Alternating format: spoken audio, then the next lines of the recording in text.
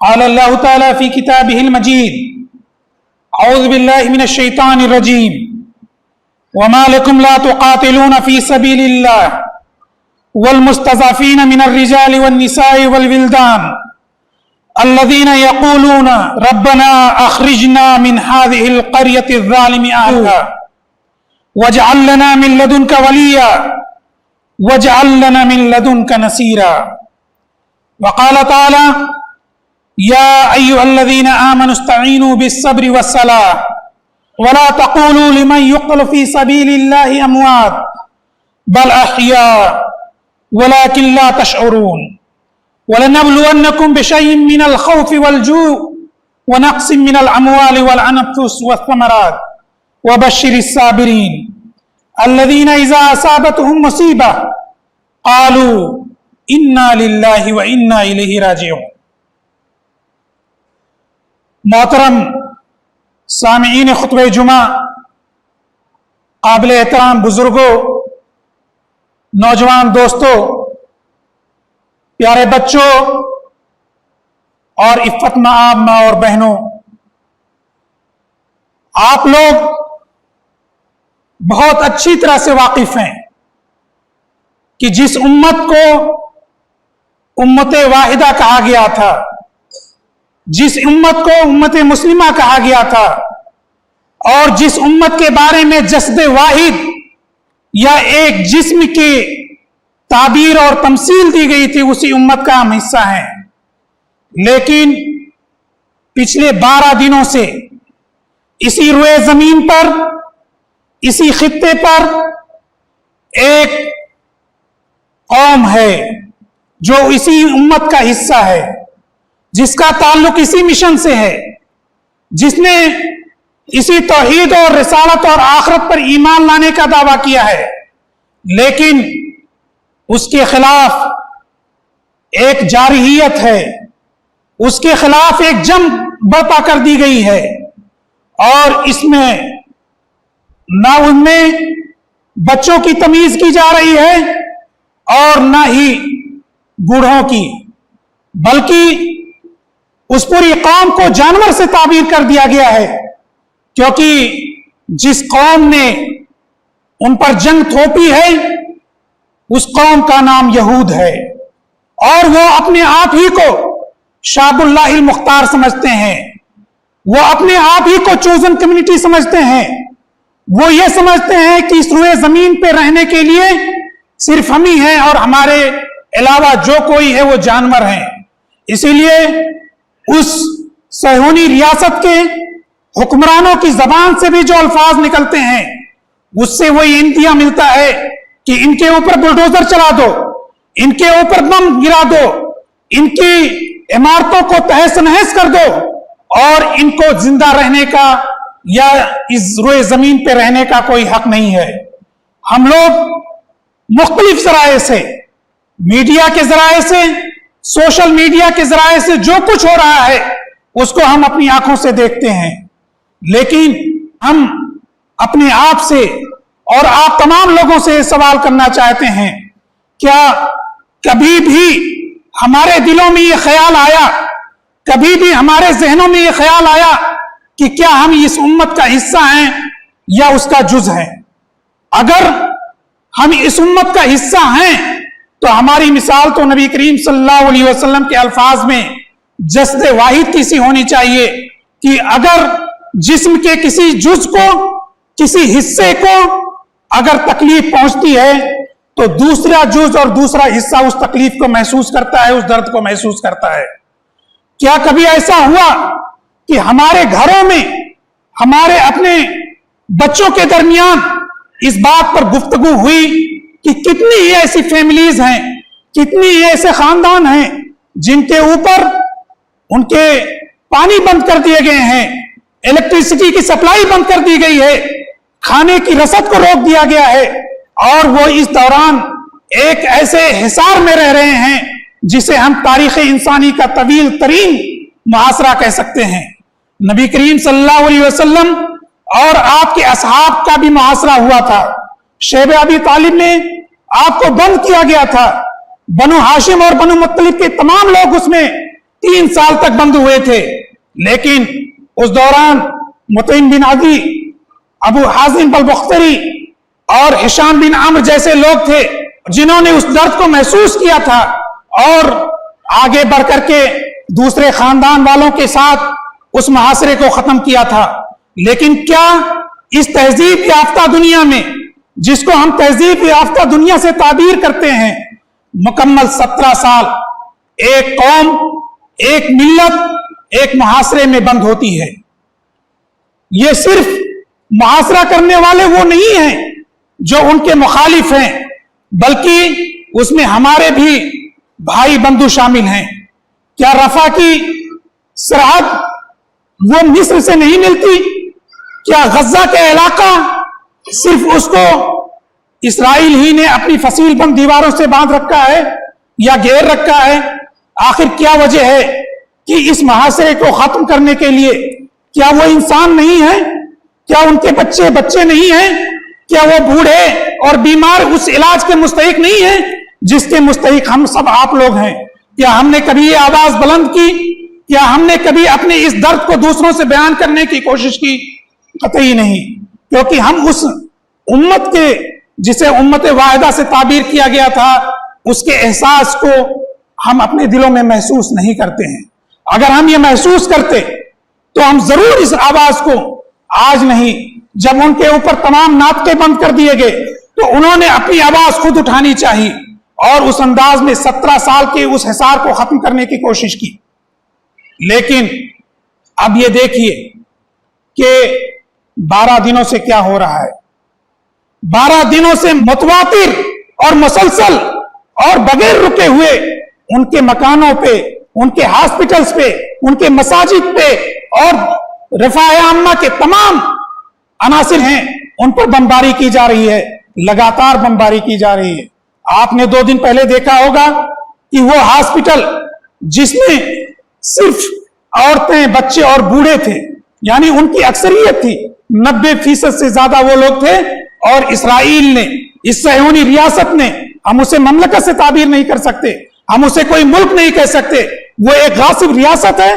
वो गासिब रियासत ने उन बिल्कुल निहत्थे लोगों पर जो कि कमजोर हैं, जिनको इस दुनिया का कोई भी कानून और कोई भी ला जो है उनको मारने के लिए नहीं कहता, लेकिन उसने बमबारी की और 500 से ज्यादा लोगों को शहीद किया।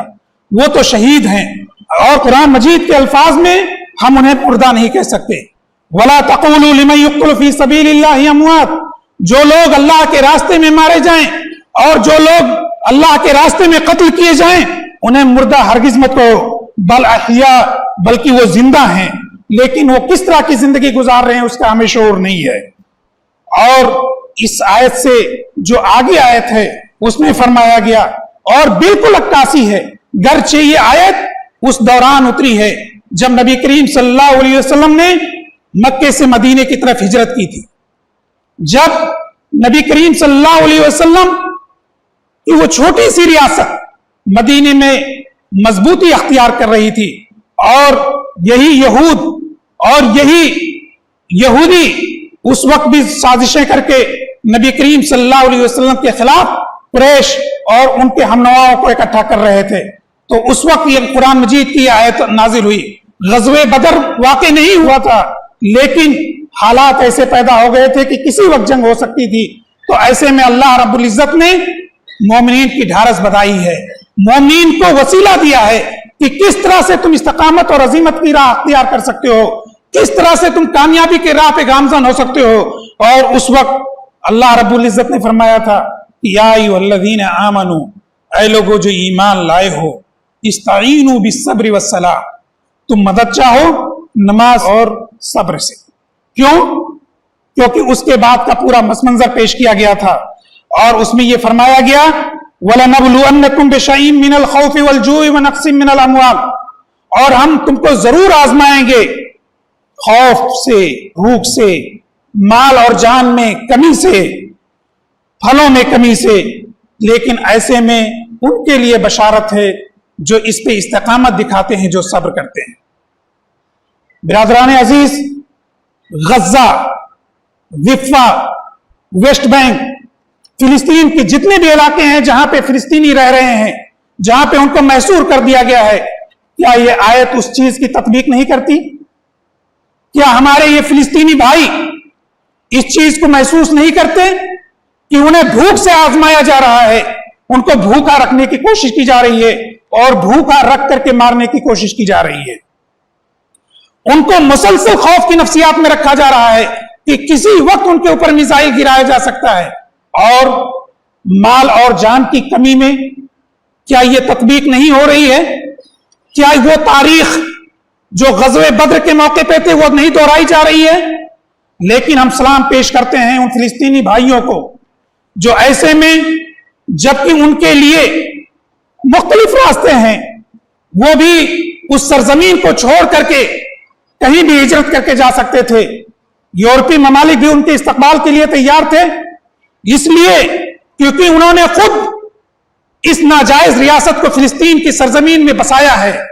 वो चाहते थे कि तमाम फिलिस्तीनी वो मुख्तलिफ हिस्सों और बखरों में बट करके मुख्तलिफ ममालिक में बिखर जाएं और उसी तरह की जिंदगी गुजारें जिस तरह से ये यहूदी जो है जिंदगी गुजारते रहे हैं। लेकिन हम सलाम पेश करते हैं उन अजीमत के सिपाहियों को जो जानते हुए कि मौत उनके सर पे मंडला रही है, जो ये बूझते हुए कि उनके ऊपर किसी वक्त भी बमबारी हो सकती है, लेकिन वो मस्जिद अक्सा की हिफाजत के लिए, वो बैतुल मक़दिस की हिफाजत के लिए, वो उस सरजमीन को जो कि अंबिया की सरजमीन रही है, वो जो सरजमीन अर्ज़ मऊद की है और जो जिस सरजमीन का वादा किया गया है, उसकी हिफाजत और उसकी बाजियाबी और उसकी आजादी के लिए अपना सिर्फ खून जिगर नहीं जला रहे हैं, बल्कि खून के नजराने पेश कर रहे हैं। बिरादरान अजीज, अबू उमामा बाहिली रज़ियल्लाहु तआला अन्हु फरमाते हैं कि ये जो कतरे हैं, ये जो खून के कतरे, चाहे वो बच्चों के गलों से कट करके गिर रहे हों या हमारी माँ और बहनों के जिस्म से गिर रहे हों, ये अल्लाह रब्बुल इज्जत को बहुत महबूब है, ये बहुत महबूब हैं। इस रुए जमीन पे कोई कतरा जो अल्लाह रब्बुल इज्जत को उससे ज्यादा महबूब नहीं है। लैसा शैउन अहब्बा इलल्लाहि मिन क़तरतैन, और दूसरी रवायत में है क़तरतान हबीबतान इलल्लाहि मिनद दुनिया व मा फीहा। दो कतरे अल्लाह रब्बुल इज्जत को इस रुए जमीन के और इस रुए जमीन पे जो भी चीज पाई जाती है उन सब से महबूब है। क़तरतु दमिन तुहराक़ु फी सबीलिल्लाह, खून का वो कतरा जो अल्लाह के रास्ते में गिरे, व क़तरतु दुमूइन मिन खशियतिल्लाह, और आंसू की वो कतरे जो अल्लाह की खशियत से जो नीचे गिरे। जरा जायजा लें, जरा सोचें, हम अपने आप को सोचें कि इन दोनों कतरों में से हम किसके मुस्तहिक हैं। क्या क्या हमारी आंखों से अल्लाह की खशियत की वजह से, अल्लाह के खौफ की वजह से कभी आंसू के दो कतरे गिरे हैं? ये मोती के कतरे हैं, ये अल्लाह को बहुत महबूब हैं। मोती समझ के शाने करीमी ने चुन लिए कतरे जो थे मेरे अर्क़े इन्फियाल के। ये इन्फियाली जज्बा, ये ताल्लुक का जज्बा अल्लाह रब्बुल इज्जत से, अल्लाह रब्बुल इज्जत के बंदों से, उम्मत वाहिदा की जो तमसील कर रहे हैं उन लोगों से अगर हमारे अंदर पैदा होता है तो ये चीज पैदा होगी। हजरत सईद बिन ज़ैद फरमाते हैं कि नबी करीम सल्लल्लाहु अलैहि वसल्लम ने फरमाया, मन कुतिला दूना मालिही फहुवा शहीद, वमन कुतिला दूना दीनिही फहुवा शहीद, वमन कुतिला दूना अर्ज़िही फहुवा शहीद, वमन कुतिला दूना अहलिही फहुवा शहीद। कि नबी करीम सल्लल्लाहु अलैहि वसल्लम ने फरमाया, जो अपने माल की हिफाजत करते हुए उसके दिफा में कत्ल हो जाए वो शहादत के दर्जे पे फाइज होगा। जो अपनी इज्जत और आबरू और अपनी जमीन की बाजियाबी के लिए अल्लाह के रास्ते में कत्ल कर दिया जाए वो भी शहादत के मनसब पर फाइज होगा। और जो अपने दीन और अपने मिशन की बका के लिए और उसकी हिफाजत के लिए कत्ल हो वो भी शहीद है। और जो अपने बाल बच्चों की हिफाजत के लिए भी मुदाफियत करे और इस राह में काम आ जाए वो भी शहीद है। बिरादरान अजीज, गजा की पट्टी हो या वेस्ट बैंक का एरिया, फिलिस्तीन पर इस वक्त हमारे ये फिलिस्तीनी भाई एक तारीख रकम कर रहे हैं। वो अपनी जमीन की बाजियाबी के लिए बैतुल मक़दिस और मस्जिद अक्सा की बाजियाबी के लिए जंग लड़ रहे हैं। वो पूरी मिल्लत की तरफ से जो है कफ़ारा अदा कर रहे हैं। इस कफ़ारे में हमारा क्या रोल है, हमारा क्या किरदार है, इस चीज पर हमें गौर करना चाहिए। यहूद तो वो कौम है कि जिसके बारे में अल्लाह रब्बुल इज्जत ने फरमाया है, लतजिदन्ना अशद्दन्नासि अदावतन लिल्लज़ीना आमनुल यहूद वल्लज़ीना अशरकू। पूरी मिल्लत में, पूरी इंसानियत में मोमिनीन से सबसे ज्यादा दुश्मनी पैदा रखने वाले कौन लोग हैं? यहूद और मुशरिकीन हैं। और ला यालुनका खबाला वद्दू मा अनित्तुम, ये तो चाहते हैं कि तुम्हें कोई तकलीफ पहुंचे, वो उस पर खुशियां मनाएं, वो उस पर जश्न मनाएं।